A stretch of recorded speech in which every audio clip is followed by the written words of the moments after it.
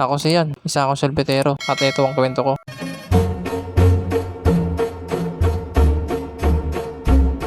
Nandito na nga ako sa labas at nalabas ko na nga tong karo ko at makulimlim ngayong panahon ngayon at kakatapos lang umulan. Kaya yun natapos ko na linisin yung karo ko, hindi na rin ako nagtagal. Baka kasi hindi pa ako nakakalis, umulan na naman. Kaya kailangan bilis ako kumilos. Palabas na nga ako na iskinita namin at nandito na ako sa kasada namin. Makulimlim ngayong panahon ngayon dahil nga sa bagyo at buti na nga lang malayo sa Metro Manila.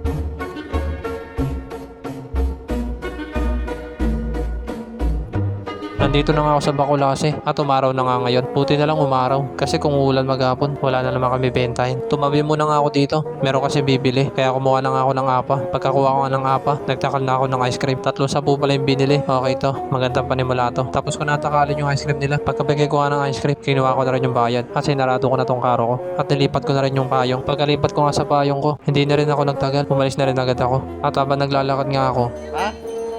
Wala yung sticker eh. Wala yung sticker. humingi sila sa akin ng sticker kaso wala akong mabigay. Naubos na kasi lahat ng sticker ko kaya sabi ko sama na sila sa vlog ko.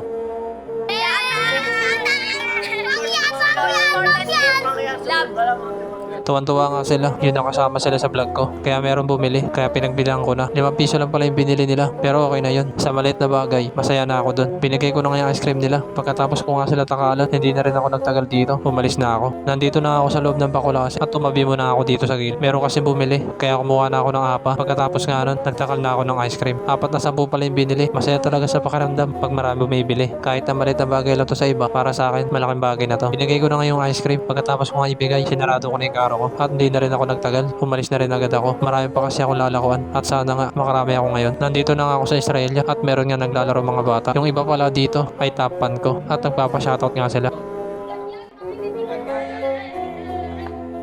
Pagkatapos ko nga sila isama sa vlog ko, hindi na rin ako nagtagal. Umalis na rin agad ako. Nandito na nga ako sa Kaunariwan at wala nga gaano bata. Pagliko ko nga, meron nakakilala sa akin. Sabi na napapanood nila ako sa Facebook at medyo umambod na nga ngayon. Kaya sumilong muna ako dito sa gilid. Pagkatapos ko nga sumilong dito, isama ko daw sila sa vlog ko.